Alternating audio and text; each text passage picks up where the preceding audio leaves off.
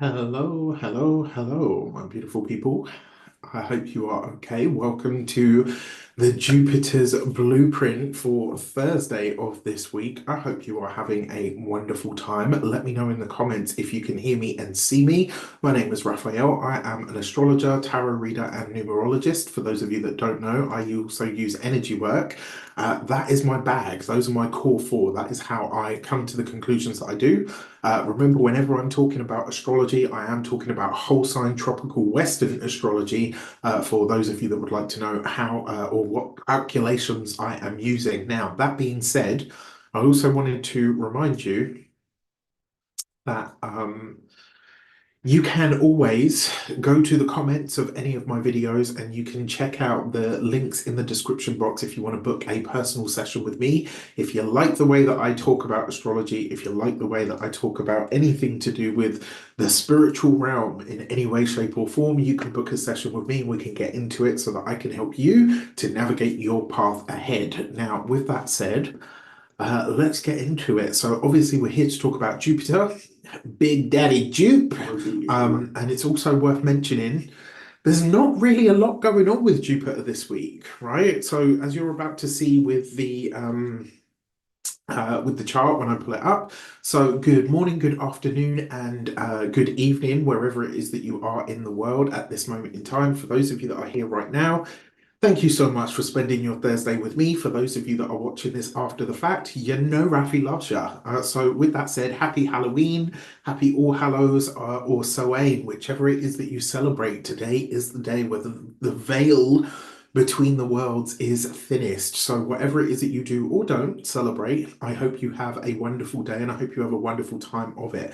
For those of you that are so inclined, today is a day to sit with your ancestors, to speak with your mighty dead, to honor and venerate your past loved ones. This is a time where they can draw near to us. This is a time where we can start to really understand what messages they've been trying to get across to us over the course of this year. I'm fairly certain that it's the same for all of you.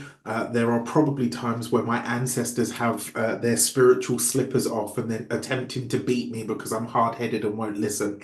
And then it's just like, what? I can't hear you. What? Jokes aside, uh, you know, speak to them. The people that you love that pass out of this mortal realm are never gone.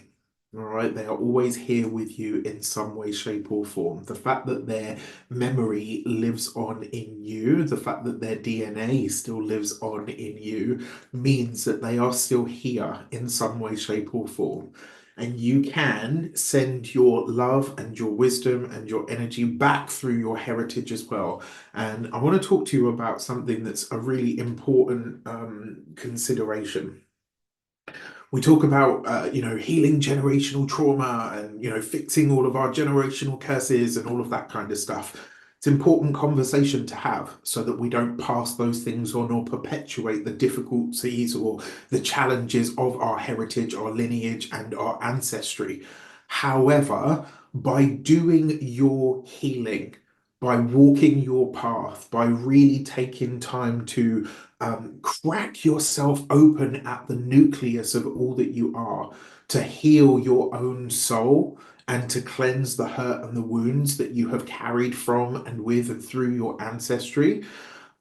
You are also healing your ancestors as well. It's not just your descendants that you will heal by doing that work. It's also your ancestors, right? That's a very possible thing, and I can assure you, when you transcend certain experiences, when you overcome certain challenges, curses, whatever you want to call it, there are many a time they will draw near, they will find a way, whether it's a dream, a vision, a whisper at your ear, a shiver up your spine, a message that is like a recurring theme or phrase that you keep hearing over and over. They will find a way to thank you for that. When you do your own healing, right, and you really get right with yourself, you also heal your ancestry. That is a very real thing. right? And something that I really want everybody to understand, because this isn't just a job for me. Yes, there are days where I'm totally on it and I'm totally in it and I absolutely love it. And then I have human days where the energy's a little bit lacking. Monday was one of those days for me, but I still wanted to show up for you guys. Truth be told, this morning it was quite difficult to get up. I don't know why, but it was what it was. But this work that I do is so, so important to me, and I truly, truly do love it. Now, that being said, something that is really important for all of you to understand, think about this. In this lifetime, even if you've got siblings, even if you come from a massive family, right? In this lifetime, you are the pinnacle of your heritage. And in this lifetime, all of their collective wisdom and power is concentrated in you. And you have the ability to use that at this moment in time. So anytime that you think to yourself like, oh, I can't, or I'm weak, I'm not enough, I'm da da da da da da da, rubbish. You are the pinnacle of your very heritage. From your mother's side, two parents going back and back and back and back. From your father's side, two parents back and back and back and back, even if you didn't know them. It's not just generational trauma and generational curses that our family leave us with. They give us generational gifts, generational powers, generational abilities, and all of that is concentrated in you. So, yes, your healing work is really important because it can also heal them, but acknowledging what you have, what you're good at, what you shine with and in is also just as important. And if that means you have to get a little bit sassy with it from time to time and show up and be about it, so be it. Okay. Let's see what's going on in the comments. Sorry, it was very serious for a Thursday morning. Heidi R, lovely to have you. Shay Shay, what's up? It's been a while, mama. Crystal Clear, Christina Pitcher, hello, lovely to have you. Happy Sylvain to you too was well, lovely. Laurel Berg, hello, hello, hello. My Aquarius sister, Ima Kendrick, always lovely to have you. Oliver Twisted, what's up, brother? Lovely to see you. Heidi R, Alison Cole, Julie Critchlow. This is like my regular crew. I love it. It's awesome. H Ferrari, hello, hello, hello. Christian B, hey, hey, hey, hey. Morning, my favorite. I literally just said, where is Rafi? He should be on now. I know I was dragging my heels a little bit this morning. I apologize. Hey, my niece is in the building. Hello. There's so Kalia there that you can see, that little lady right there. She is my niece, my very first niece ever in the world. Dagger says the indigenous aunties in my spirit team be like that sometimes. Listen, those slippers are real, boy, and then when they finally get the message to you, or rather when you finally get the message, they're like, I've been trying to tell you this for the longest time. Right. Um, I didn't listen to that slipper beating even in real life. Oh, shame. They've surely given up by now. Listen, that knock will get loud, right? So you better do something with it. Okay, so obviously we're here to talk about Jupiter. Whenever we're talking about Jupiter, in the ancient pantheon, Jupiter was Zeus, right? The king of the gods, right? The biggest, shiniest planet that was out there that represents growth, abundance. It's known as the greater benefic planet in our zodiac. Jupiter is growth, it's abundance, it's expansion, it's meaning and philosophy. It's the higher wisdom, the higher octave of human thought and evolution. It's also the energy of international and foreign things, things that go beyond us in some way, shape, or form.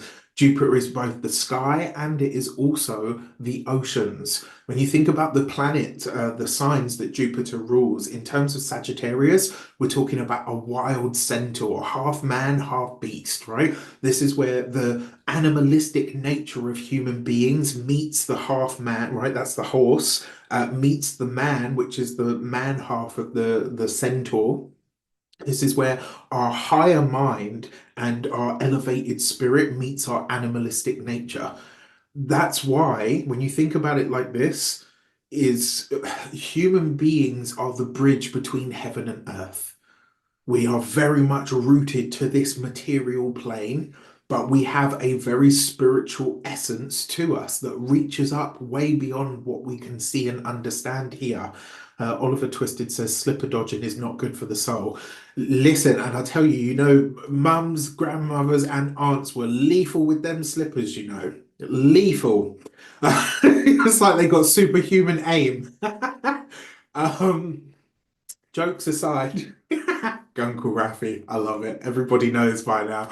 Um, when we're talking about Jupiter, it also rules Pisces, right? So when you think about Pisces energy, you're thinking about the ocean, you're thinking about the collective unconscious. When you're thinking about the energies of Pisces and Sagittarius, there's an energy of expansion or limitlessness to them.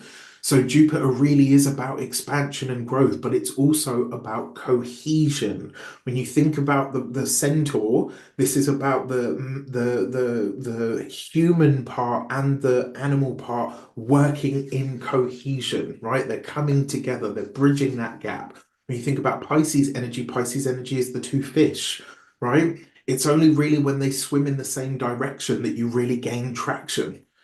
And both of these signs are what are considered double-bodied. So listen, if you know about the chicletas, right, then you know. That's really made me chuckle, Jolie James. So when we're talking about Jupiter, yes, we are talking about growth, expansion, and all of the rest of it. As we know, Jupiter is in the sign of Gemini and is now retrograde. So one thing that I've observed about Jupiter when it goes retrograde, it tends to bring opportunities and or helpful people because Jupiter rules dignitaries, it rules higher ups, it rules judges, and people that are somewhat. And it's not necessarily like Leo is the sign of Leo, and therefore the sun is the sign of celebrity. But the Jupiter energy is like the kingly energy or the queen energy. It's like those elevated status because of what they know, their rank or their part in the hierarchy in some way. Now, Jupiter in Gemini has seen all of us really starting to delve deeper into our communication. It started to expand that. It started to help us or, get us to really start thinking about more of what we want to communicate and more importantly, what we want to study, what we really want to incorporate into our mindset. And maybe even as well, how we take what we understand as our skill set in Gemini and take that information, Gemini, and add new meaning to it so that we can expand our horizon or our understanding via the Jupiterian energy. Now, it's currently retrograde. So a retrograde will bring people and things, as I say, dignitaries, people that are higher up, back into your life that you're reconnecting with. That's very much a possibility. But that Jupiter retrograde in Gemini is also getting you to go inward. It's getting you to really understand yourself at a deeper level. What are you constantly thinking? How are you using your conversational skills? How is your mindset either supporting or using you in some way, shape, or form? All of this Jupiterian stuff is it's quite important to consider. Now, when you think about Jupiter in Gemini, what house in your chart does Gemini occupy? That's really what you want to be. That's wrong. Let me take this back. Obviously, whenever we're talking about astrology, I'm talking about whole sign tropical Western astrology, for those of you that would like to know. Now, let me share my screen. Just let me know if you can see the chart. I know I'm being really naughty. I'm going to have a swig of my Starbucks.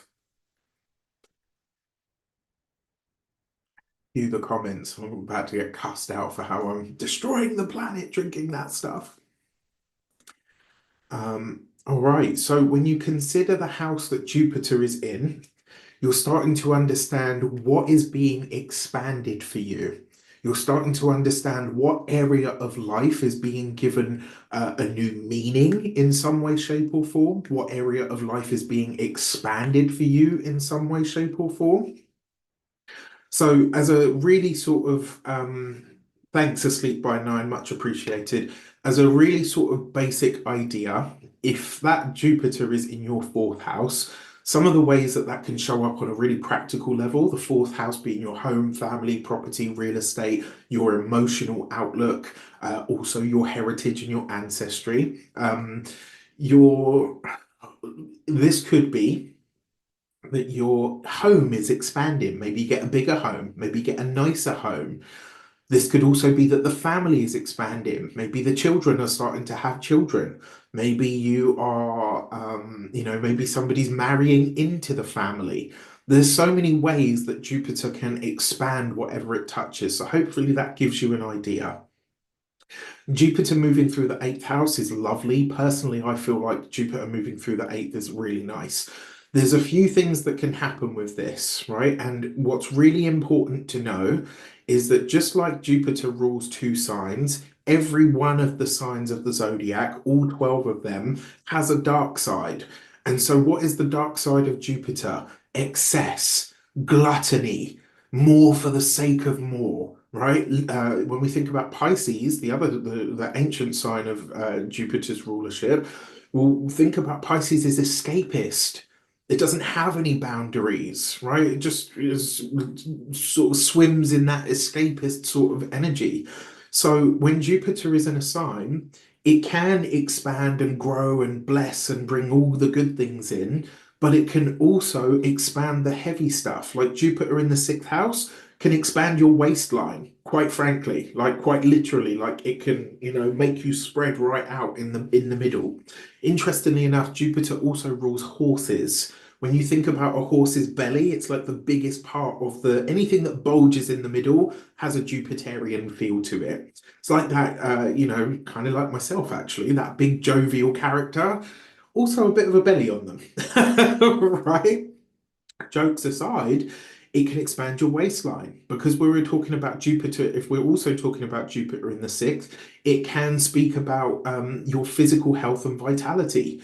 If you've got a problem or a difficult planet in that sixth house, it can also expand that. So it's not always like the easiest, like, yeah, Jupiter's here, this is it, panacea, everything's great. It's not always that. So that Jupiter in the eighth house can absolutely bring a wonderful, wonderful sense of and a profound sense of healing. Because Jupiter is higher ups or experts, this could also be that you meet a therapist or a counselor that really helps you work through some very difficult stuff that you've held on to. The eighth house is crisis, conflict, challenge. So Jupiter could also expand those themes in your life as well. It can highlight your deep rooted fears, the things that you're really deathly afraid of. When you're talking about phobias, that's the eighth house. So Jupiter could also expand those things. And yet, Jupiter, being Sagittarius, the sage, right, is also a wonderful energy of healing. So it could bring healing to all of those things as well. Jupiter in the sixth could bring healing to the body.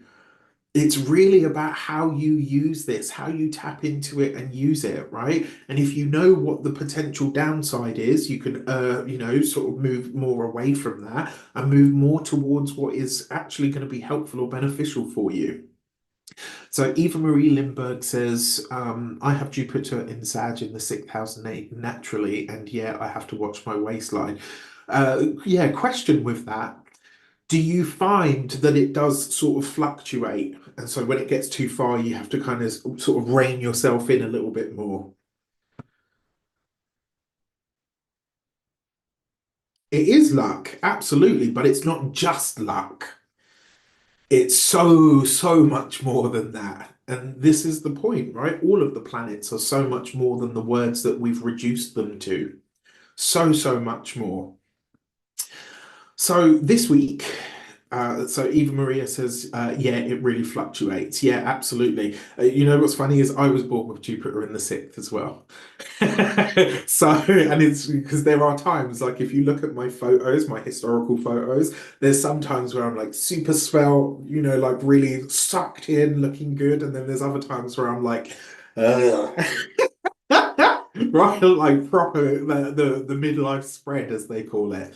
Okay, so let's push this forward. So as you can see, at this moment in time that we're watching the sky, Jupiter is in a trine to the moon, which is it's long since passed at this point, so we don't really count that. But it is in that really tight sextile to a retrograde Chiron. Now, Jupiter itself represents luck and healing. Chiron represents the wounded healer. And Chiron in Aries, as I've said many times now, and you guys are aware of this, if Chiron in Aries is it's about understanding what it's cost you to be yourself, what your core wounds around being who you are actually give you. In a sextile, there's an opportunity here for us to really heal something about ourselves through talking, through Gemini things, through communication, conversation, maybe through a website, maybe through working with somebody one-on-one, maybe having some kind of group coaching or therapy. All of those things could be really, really good at this time. Now, with the retrograde of Jupiter in the sign of Gemini, the internal dialogue is what you really need to pay attention to at this moment in time when it's focused internally. So, if we're talking about Jupiter in Gemini, magnifying our thoughts, our self-talk right now has to be on point. And if you're not paying attention to this, like, do you know what's so funny? I'm talking about this now this morning.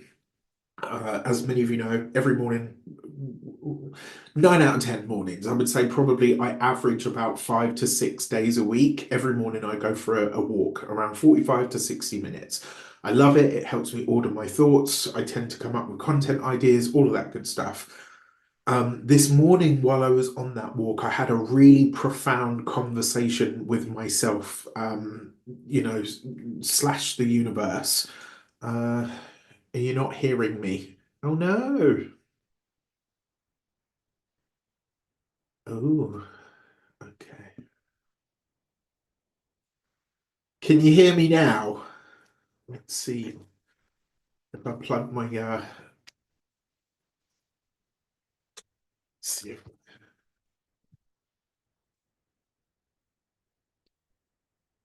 is that better? Okay. So for some of you, you're saying no. For some of you, saying yes. So, okay. Everyone's hearing me fine. I've just put my mic on. So for those of you that couldn't hear me before, you should be able to hear me now. Sorry about that. Everyone's like, what? What's going on? Okay. All right. Good, good, good, good. Oh dear. Um, there we go. So, I've just completely lost my train of thought. Well, what I was saying was this morning I had a really good conversation with myself, and sometimes it's wise to do this because it really helped me understand one of the stories or the scripts that was running in the background for me.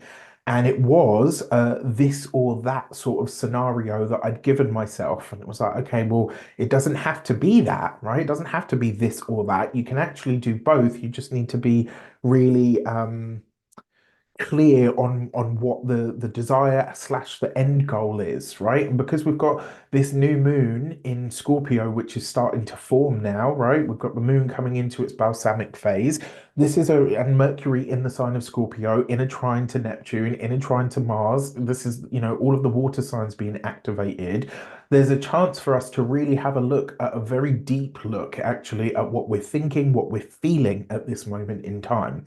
Now, at this moment in time, Jupiter is at 20 degrees of Gemini. It doesn't really move much over the next sort of week. All that's really going to happen, look over here at the opposite side of the sky. I'm going to put this to days. Watch what happens with Venus as we come into really by the time we get to Friday, the day of the new moon, right?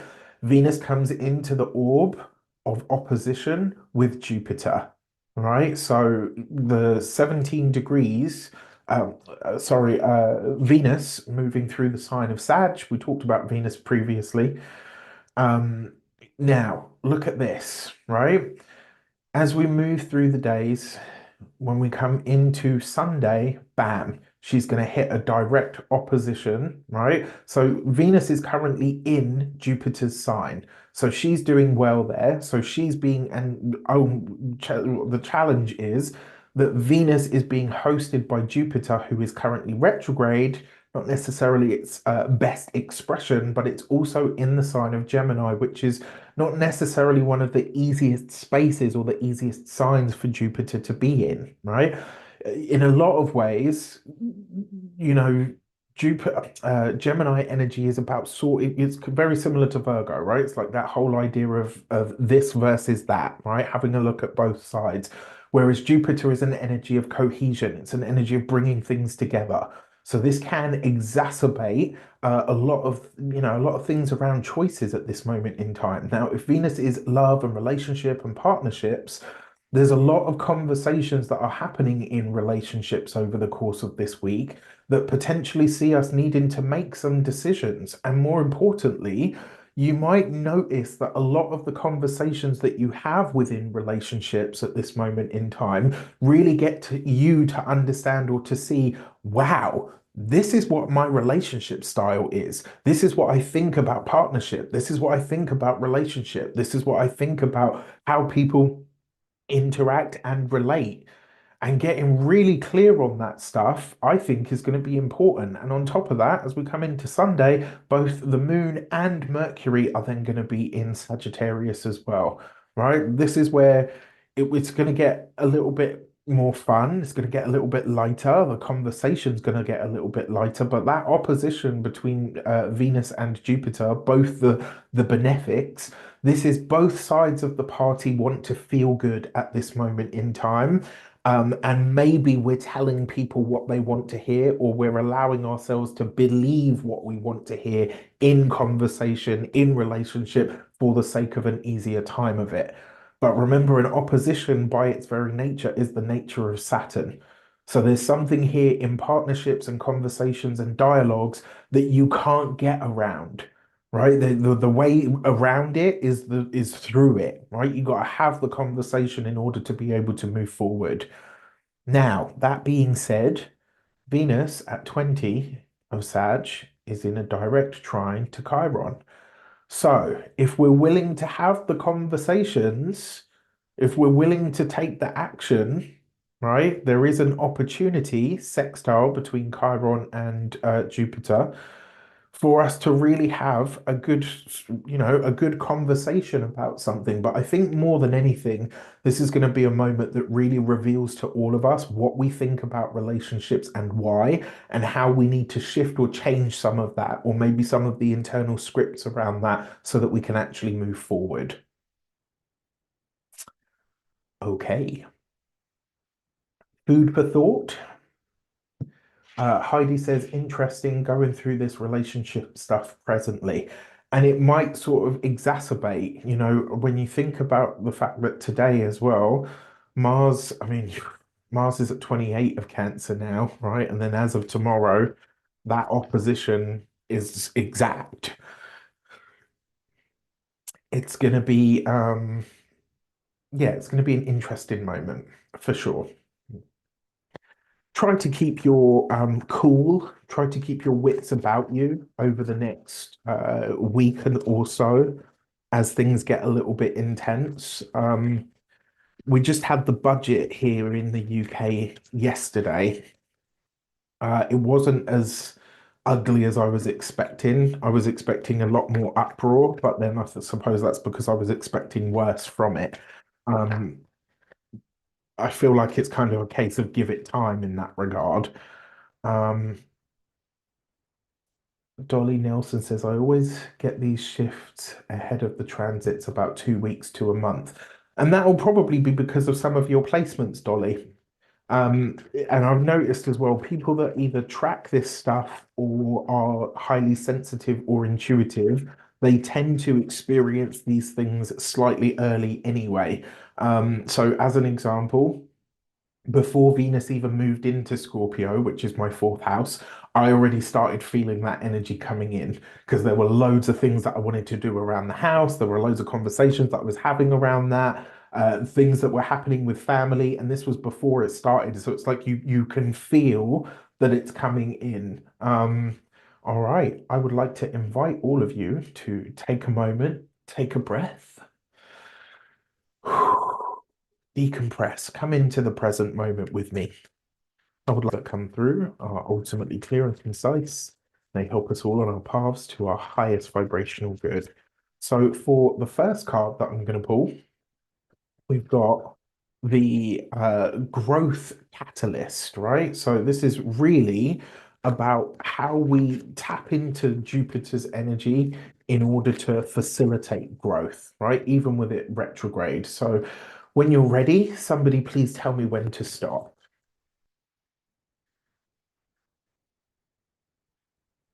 Dolly says, yes, sir, I'm 54, so I've been through a lot in life already. So that means you've already had your Chiron return. It's time for you to be a teacher, Dolly. It's time for you to share what you've learned with the world in some way, shape, or form. Watkins Cat House says, same going through with my husband. It's like talking to a brick wall. Tomorrow is our 10-year anniversary, separated for almost 2 years, and I can't get him to sign the divorce papers. Use the new moon, Cat, use the new moon. And it's not just about setting an intention for it. I mean, like really use it, right? Tap into where that new moon is happening for you. And especially because the new moon in Scorpio is actually in a trine to Saturn. So you might be able to find a way to tap into that. Lily says stop. Thank you, Liliana. I was so busy reading the comments that I completely forgot. All right, so the growth catalyst is the justice card, right? So what does this mean? This means that the way that we enhance our lives or we tap into Jupiter's energy of growth and really expansion is by finding what we are actually committed to. What is it that you are really ready to say, yes, I'm in on this 100%. I'm ready to be committed. I'm ready to be dedicated to this. I'm willing to sign on the dotted line if I have to. I'm willing to go hard. I'm willing to make my life a reflection of balance and fairness. This is what is required, right? It's your commitment. So, really and truthfully, if you want to see that expansion and you want to see that growth over the course of this week, and you really want to tap into this energy, you ask yourself, right? What is it that I am actually committed to at the moment? And what is it that I need to be committed to in order to get to where I would like to be? Right. So it's a game of two halves in some ways. For the next card, which is the luck lever, right? So this is basically it's the impact influencer we call this, right? So this is really how you tap into Jupiter's energy in order to create an impact or attract the right influential people in your life. And for this, you've got the Three of Pentacles. It's all about collaboration. It's all about connecting to the right people. And when I say this, anybody can be the right person, right? I don't care whether it's the lady or the guy on the conveyor belt scanning your shopping. Sometimes the conversation that you have with them will just spark the right thing. It can be the person that you say good morning to on your morning walk. It can be the conversation that you overhear on the bus or the train. I mean, I haven't used public transport for a long time now. And I don't say that to be prissy. I just can't do it. It's too much for me at this point. But what I'm trying to say is helpful people doesn't always mean somebody that's got super amounts of money or has got the biggest status or whatever. Sometimes it's out of the mouths of babes, right? Like, listen, my niece, Kalia, when she was little, oh my gosh, there's three times in particular that I can remember, like me and my sister were having a conversation. And she's obviously not really paying attention, but she'd just turn to us and say something, and we'd both be like, do you know what I mean? Like, it doesn't always have to be somebody that has status or whatever. Anybody can be the right person to have an influence or an impact on your life. And there are going to be times where you are that person for somebody else. Collaborate this week, whether that is a little text, a little WhatsApp talk to a friend. I have three groups on WhatsApp. of trusted people that I talk to, that I interact with. And I tell you, outside of work sort of sphere, some of the best and most influential conversations I will ever have. This week, more than anything else, the way that you really tap into that impact influencer energy is by knowing not only are you not alone, but the spirit of collaboration is what's going to help you win. And more importantly, the Three of Pentacles is a card of learning. Truthfully speaking, this is about finding a teacher this week. If you are genuinely ready and you feel like, you know what, I'm ready to learn, I'm ready to take on new information or to find a new way of bringing um, information in, a teacher will be provided to you this week. All right. Now, for the third and final card for this part of the read, we're looking at the luck lever. How do you tap into the luck? How do you lean into this? And we have the judgment card. All right, so the first way that you could tap into the luck that Jupiter is offering this week, remember, if you've been with me long enough, you'll have heard me say this. The Judgment card is the blast from the past. Remember what I said about past opportunities or helpful people coming back into your life? This week, you are likely, all of us are likely to hear from somebody from our past that we either worked with, collaborated with, learned from, right, in some way, shape, or form.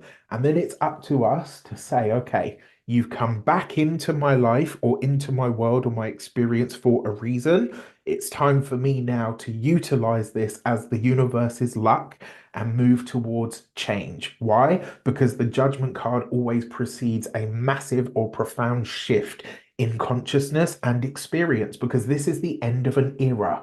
This is where we take all of the stuff and we close it down, because the card that follows the judgment card is the world card, which is the level up.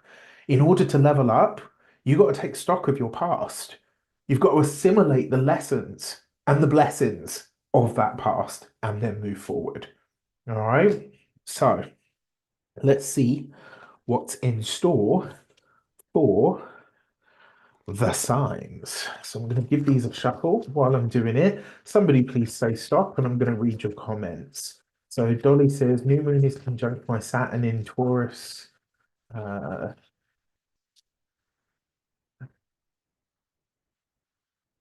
Jupiter in Scorpio opposition. Ah, okay, that's what I was thinking to myself. How does that happen? Do I see regulars on my walk, Heidi? Yeah, absolutely. By now they know me, like that big sort of figure bounding down the street like a human Labrador. Um, all right, kindness goes a long way. So, so very true. Thank you, Rach Angel. Much appreciated, lovely. It just so happens I've met people along the way that have given me advice. They kind of just appear at the right time.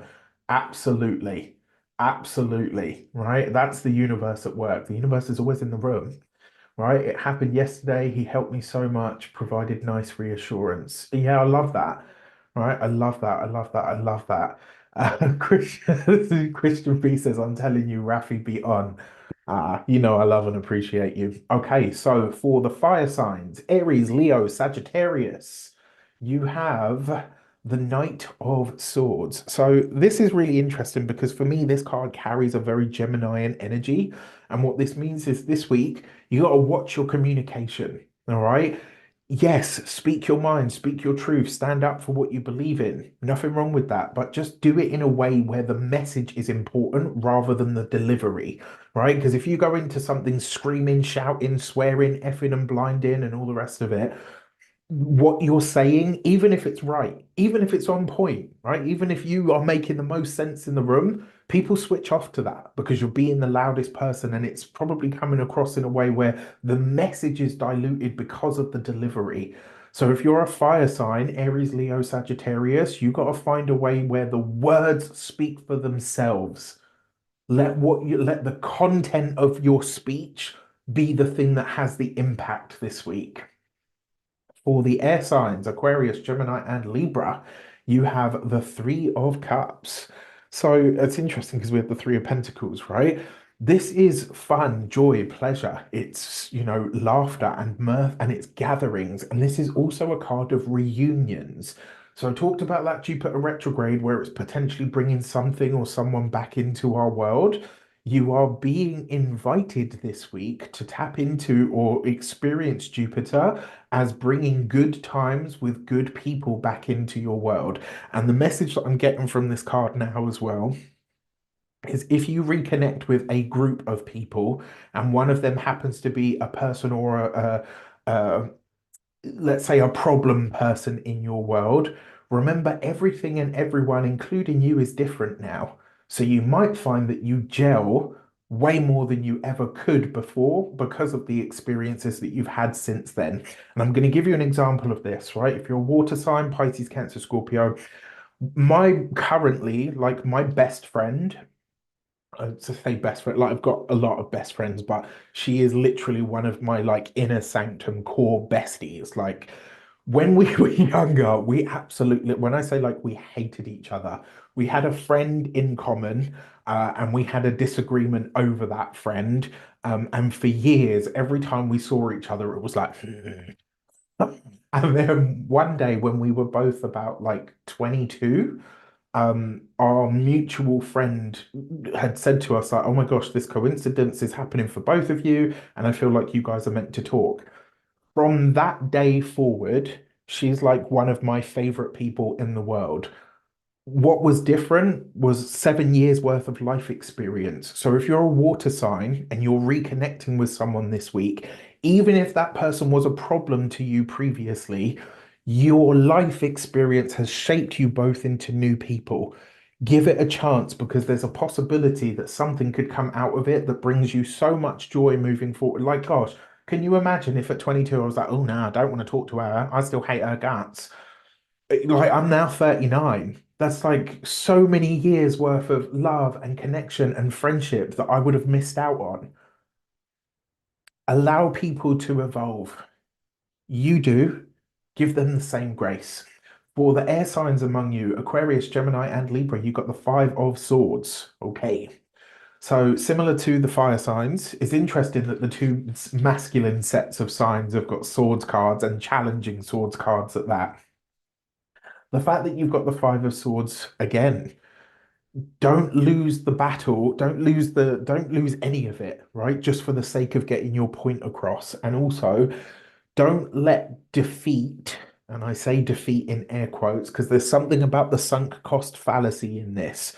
It's almost like you're going to convince yourself, well, that's done now, so I guess I should just give up. It's kind of like well, I was on a diet and I ate a muffin. So now that I'm off my diet, I'm just going to order three pizzas, two chicken burgers, and da, da, da. Do you know what I mean? It's like you had one stumble, and because of that one stumble, you decide to set fire to the whole cart. This week, if you're an air sign, there is an attempt, not an attempt, there's a possibility of going overboard because of a perceived failure or defeat. And that's really not the case. Don't let something and make you act out of alignment with who you actually are. Because remember, like I said, Jupiter doesn't just expand the good stuff, it will expand anything that it touches. Don't let a mountain become a molehill this week. And then finally, for the earth signs, last but never least, Taurus, Capricorn, or a Virgo, you got the Five of Wands. This is a good dose of healthy competition, right? If you are an earth sign, Taurus, Capricorn, Virgo, you are being reminded that sometimes, especially competition that comes through camaraderie, it's really important that you use that to your advantage, right? Sometimes having the right people next to you can spur you on to do better. Not just because you're in competition, but it's because it's like, well, you know what? If they can do it, I can do it. And sometimes you give each other that, like me and one of my sisters, we have each other on our things so we can see when we do workouts. And every so often we'll send each other a little emoji saying beat that or well done, right? That camaraderie but competition will be important. And then finally, for the earth signs, Taurus, Capricorn, or a Virgo, your social circle is about to be highlighted to you in a brand new way this week. And you will decide whether that is a good thing or whether it's a bad thing. So what do we see here? Two fives. Two fives represents a vigil.